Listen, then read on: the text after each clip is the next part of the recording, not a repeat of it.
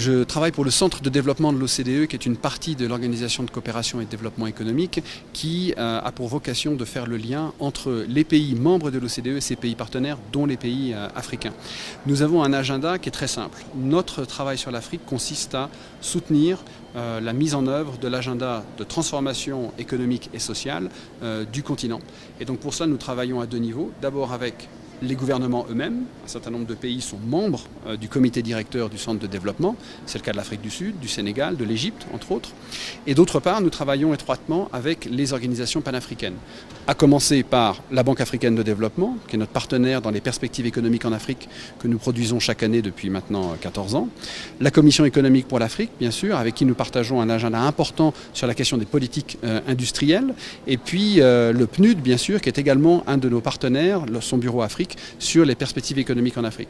Nous venons juste enfin de signer un Memorandum of Understanding avec la Commission de l'Union africaine afin que l'ensemble de nos travaux irriguent également la réflexion de la Commission pour la mise en œuvre de l'agenda 2064. Quel est aujourd'hui l'état, si vous voulez, en termes de plus-value, l'état des innovations en Afrique ?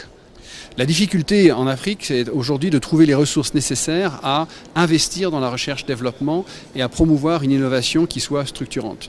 Aujourd'hui, le continent s'interroge sur les politiques industrielles, c'est-à-dire le rôle de l'État dans la mise en œuvre de politiques qui vont permettre de créer plus de valeur et plus d'emplois sur le continent. La difficulté, c'est qu'avec souvent des budgets très contraints, avec énormément de priorités économiques et sociales, comment est-ce qu'on trouve le bon équilibre entre un rôle pour le secteur public et suffisamment d'espace pour le secteur privé pour favoriser des actions innovantes et favoriser l'augmentation de la compétitivité dans le secteur industriel, dans la transformation agricole notamment. Donc ça, aujourd'hui, c'est les questions qui sont discutées dans cette conférence, ici à la CEA, et il est clair qu'il y a forcément un rôle pour l'État, mais qui ne doit pas être celui de prendre tout l'espace. Ça veut dire que le secteur privé doit de plus en plus s'intégrer dans cette nouvelle vision.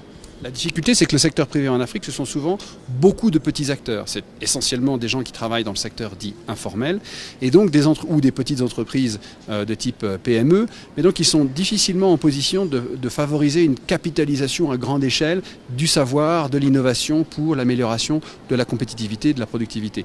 On manque en fait de grands groupes africains. Il y en a dans certains pays, il y en a en Afrique du Sud, il y en a qui commencent à naître également au Nigeria, bien sûr, au Kenya, mais on est encore loin d'avoir la masse critique qui permettrait d'avoir un petit peu le processus qui s'est produit notamment en Asie, dans les pays de l'OCDE, c'est-à-dire des alliances au niveau national entre un État visionnaire qui sait exactement comment il va créer la confiance entre les acteurs pour promouvoir une stratégie de développement à long terme, et des acteurs du privé qui assument leur part des risques, mais qui sont prêts à travailler avec l'État, avec le gouvernement, pour faire en sorte que les politiques publiques aussi, avec leur feedback, soient des politiques adaptées à leur dynamisme.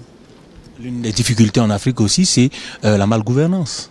C'est un problème qui mine véritablement le décollage de l'Afrique. À ce niveau-là, est-ce qu'il y a des mécanismes que l'OCDE proposerait pour une avancée en matière de bonne gouvernance ? Alors, en matière de gouvernance, ce qu'on a appris, c'est qu'il n'y a pas de recette. C'est-à-dire qu'il est très difficile de donner des recettes générales sur ce qui marche et ce qui ne marche pas. En revanche, ce que l'histoire nous enseigne, c'est que les pays qui ont réussi leur émergence, ce sont des pays où l'État a adopté un mode de gouvernance qui était propice au développement, qui était propice à l'accumulation du capital, qui laissait la marge de manœuvre aux acteurs publics et privés pour investir, non pas sur le court terme, mais sur le long terme. Autrement dit, il y a des modes de gouvernance plus ou moins ouverts, plus ou moins démocratiques, mais tous ceux qui ont fonctionné avaient au moins ceci en commun, qu'ils ont permis aux différents acteurs de pouvoir avoir de la prévisibilité, de pouvoir être sûr que leur investissement allait pouvoir générer des retours sur le moyen, le long terme, à 10, 20, 25, 30 ans. C'est de ça qu'on a besoin. Ça existe. Maurice en est un bon exemple, qui a réussi une transformation structurelle, une transformation économique et sociale remarquable en l'espace de quelques générations. Je crois qu'il est important que l'ensemble des pays du continent regardent vers ces exemples-là, vers ceux réussis de l'Asie, des pays de l'OCDE, de l'Amérique latine, pour trouver leur propre mode de gouvernance. Encore une fois, pas de recette, mais toujours créer une confiance qui permet aux acteurs d'investir dans le long terme. Toute dernière préoccupation, l'Afrique a manqué la révolution industrielle. Aujourd'hui, quelle révolution que l'Afrique ne peut pas se permettre de manquer ? Alors, vous avez raison. C'est-à-dire, je ne sais pas si elle a raté la révolution industrielle, elle a raté celle des autres, mais elle doit inventer la sienne. L'Afrique, c'est certain, devra inventer un mode de transformation qui ne peut pas être celui de l'Asie, qui ne peut pas être celui des pays de l'OCDE.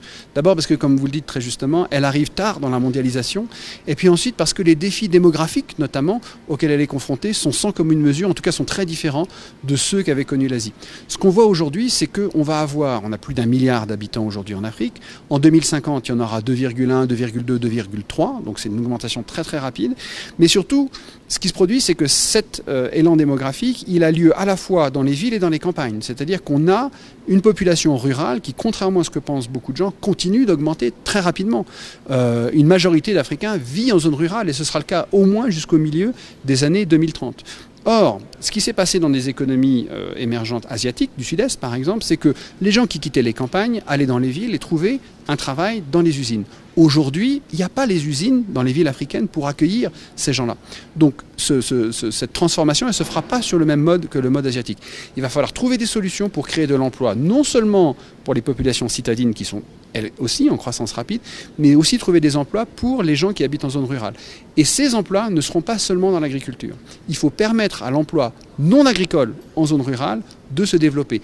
On le voit dans certaines régions d'Ouganda, par exemple, là où, dans les pays où il y a des villes intermédiaires, je dirais, où il n'y a pas, tout le monde ne dépend pas d'une très grosse capitale à un coin du pays, mais où il y a des villes intermédiaires qui jouent un effet d'entraînement pour les services, pour le transport, pour de la petite transformation dans les zones rurales alentours, alors on crée des emplois pour ces gens-là.